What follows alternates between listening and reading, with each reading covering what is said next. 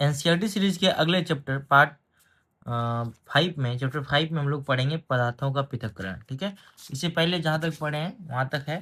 साथ साथ एमसीक्यू कैसे आएंगे वो भी बताते जाएंगे, और किसी वीडियो में हम पूरा एमसीक्यू 6 का हम करा देंगे। ठीक है, तो आगे देखिए, और वीडियो पसंद आए तो अपने ग्रुप में जरूर जोड़िए सभी लोग को शेयर करके। ठीक है, तो पृथक्करण की पहली विधि हस्तचयन। हस्तचयन के बारे में हम लोग जानते हैं। हाथों से जो, अगर हम लोग बचपन में देखे थे, हमारी हमारे घर में ऐसे होता है, चावल के दाने से जो हम लोग निकालते थे कंकड़, उसको हस्तचयन बोलते हैं। फिर थ्रेसिंग आता है। थ्रेसिंग पता है, धान को जो अलग करते थे पुआलों से। ठीक है, ये थ्रेसिंग है। फिर आता है निष्पावन। निष्पावन थोड़ा सा ट्रिकी हो जाता है कि हम लोग इसको सुने वर्ड नहीं, अगर एग्जाम में आ जाएगा तो हम लोग वर्ड इसका पता नहीं चलेगा कि क्या क्वेश्चन, मतलब क्या आया। ठीक है, निष्पावन में क्या है ना कि जब आप देखते होंगे, जब बच्चे, ये चीज हम लोग देखे हैं लेकिन इसका नाम थोड़ा सा ये है। तो निष्पावन के किसी मिश्रण के अवयव को इस प्रकार पृथक करते हैं जिसे ओसना कहते हैं। ठीक है, हवा के द्वारा वो भारी चीज नीचे आ जाती है, उड़ जाती है, निष्पावन। ठीक है, इसको वन लाइनर एग्जाम में आ सकता है फ्री में। फिर अगली विधि हम लोग पढ़ेंगे चालन। चालन पता ही है। ठीक है, ये जानते हैं, बड़ा सा कोई भी चीज को दो बड़े मापों को छानने के लिए किया जाता है। अब सबसे मेन है जो यहाँ से क्वेश्चन आता है, अवसादन, निस्तारण और निस्यंदन। ठीक है, पहले हम लोग इसको प्रैक्टिकल पढ़ लेते हैं डीप में, कैसे होता है, क्या होता है। जब देखिए हम लोग जो पानी निकालते हैं, बचपन से चापाकल से पानी निकलता था, या कहीं कोई भी, उसे कण, छोटे छोटे बालू के कण तैरते रहते थे। उस कण को हम लोग क्या करते थे, हम लोग छोड़ देते थे, और धीरे धीरे वो बैठ जाता था। वो बैठने की विधि को बोलते हैं अवसादन। ठीक है, जब अवसादन हो जाता है तो अवसादित पानी को हम लोग ऊपर से जहां तक साफ रहता है उसको उड़ेल लेते हैं, उसको निस्तारण बोलते हैं। समझ गए अवसादन निस्तारण क्या होता है? यहाँ देखिए पढ़ा हुआ है, ये इसका लैंग्वेज है ना। भारी अवयवों को नीचे तले में बैठ जाने का अवसादन, इसको पढ़ लीजिएगा। ठीक है, अवसादन निस्तारण समझ गए। ठीक, अगले आगे हम लोग देखते हैं निस्यंदन। निस्यंदन क्या होता है, उसको इंग्लिश में फिल्ट्रेशन बोलते हैं। ठीक है, कहीं कभी कभी एग्जाम में फिल्ट्रेशन मिल जाएगा देखने को, निस्यंदन भी। ठीक है, होता है। अब चाय की छन्नी में डाल दीजिए, क्या चाय के सर पर छन्नी रह जाती है? तो जो बड़े चीजों को जो हम लोग छानते हैं, उन फिल्टर करना, उसको ये करते हैं। ठीक है, चाय की पत्तियां पृथक करने में निस्तारण और निस्यंदन में से कौन सी विधि लगेगा? तो फिल्ट्रेशन। ठीक है, क्योंकि हम लोग कभी कभी ऐसा भी करते हैं ना कि बैठ जाता चाय पत्ती नीचे, तो फिल्ट्रेशन बढ़िया होता है, एक भी पत्ती नहीं आता है।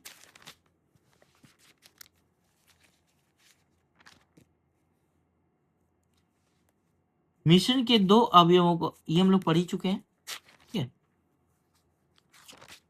वो बुक को साथ में रखना है, अंडरलाइन करते जाना है, चाहे तो आप नोट्स बना सकते हैं। ठीक है, देखिए, निस्यंदन विधि का प्रयोग की कहाँ पे होता है? घरों में पनीर ये छाकने में, इसको फिल्ट्रेशन बोलते हैं। ठीक है, जो बड़े अमापों को छानने में किया जाता है। अब आते हैं अगला पढ़ते हैं हम लोग। ठीक है, अब आते हैं यहाँ पे विलियन। ठीक है, विलियन में क्या कैसे है इसके बारे में लोग देखते हैं। ठीक है, यहाँ पे संतृप्त विलियन के बारे में दिया हुआ है। संतृप्त विलियन अक्सर हम लोग, जब केमिस्ट्री का शब्द आता है तो हम लोग डर जाते हैं। संतृप्त विलियन के बारे में बताते हैं। जब विलियन का मतलब क्या होता है? विलय और विलायक का मिलना।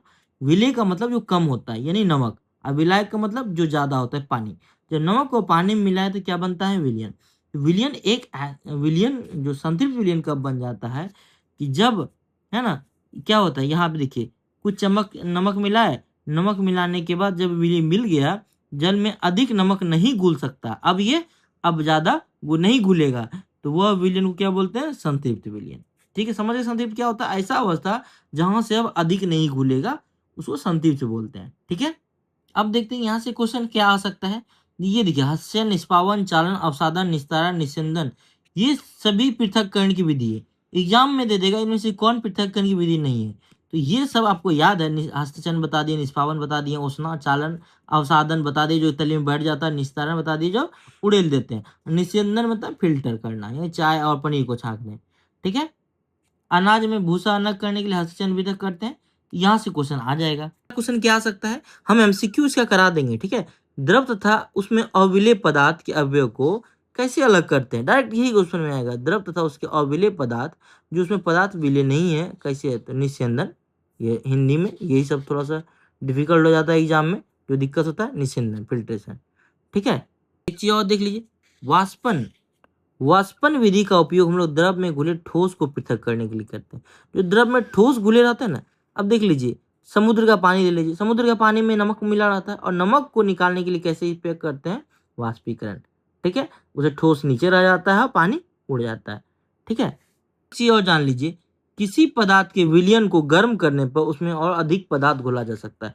आप हम लोग पीछे पढ़े थे संतृप्त विलयन के बारे में। संतृप्त का मतलब होता है जब अधिक मात्रा अब नहीं घुलेगा, विलय अभी नहीं घुल सकता, उसको संतृप्त विलयन बोल सकते हैं। लेकिन एक ऐसा अवस्था होता है कि उसको और घोला जा सकता है। अगर विलयन को गर्म कर दें तो उसमें संतृप्त अवस्था से अधिक, अगर 5 kg चीनी घुल रहा है तो 2 kg चीनी और घुल सकता है उसमें। ठीक है, संतृप्त अवस्था को पार कर जाता है। समझ गए? अब हम लोग पौधे को जानेंगे, कक्षा 7 में, ये चैप्टर 7 में आएंगे। ठीक है, वीडियो को मिस स्किप नहीं करिएगा, एक एक लाइन महत्वपूर्ण है, ये मेरा अनुभव है। ये जो एग्जामिनर है ना, कहीं से भी आपको लाइन उससे उठा के दे सकता है, तो मैंने उन सभी लाइनों को डिटेक्ट किया जहाँ से क्वेश्चन थोड़ा सा भी वहाँ पे लगता है कि हाँ आ सकता है क्वेश्चन। अब आते हैं शाक, झाड़ी और वृक्ष। अक्सर कभी कभी शाक और झाड़ी वृक्ष में कभी कभी कंपेरिजन देता है। पौधे को 3 समूहों में विभाजित किया गया है, शाक, झाड़ी और वृक्ष। ठीक है, ये देख लीजिए शाक और झाड़ी वृक्ष का तीनों फिगर। शाक, ये जो ए वाला है शाक है। ठीक है, ये छोटा सा जमीन में पतला पतला पत्ता निकला, झाड़ी पत्ता ये छोटा और वृक्ष बड़ा सा होता है। यहाँ से क्वेश्चन कैसे बना सकता है इन लाइनों से। कुछ पौधे में शाखाएं तने के आधार के समीप से निकलती है, उसको क्या कहते हैं, शाक, झाड़ी, वृक्ष दे देगा ऑप्शन में। तो जो तने के आधार से निकलते हैं, ठीक है, उसको शाक बोलते हैं। ठीक है, कुछ पौधे में शाखाएं तने के आधार के समीप से निकलती है, तना कठोर होता है परंतु अधिक मोटा होता है, इन्हें झाड़ी कहते हैं। ठीक है, देखिए झाड़ी का एग्जाम्पल ये दिया हुआ है। कुछ पौधे में शाखाएं यही डायरेक्ट देखिए कैसे एग्जामिनर क्वेश्चन देगा। कुछ पौधे में शाखाएं तने के आधार के समीप से निकलती है, तना कठोर होता है परंतु अधिक मोटा होता है, उन्हें क्या कहते हैं।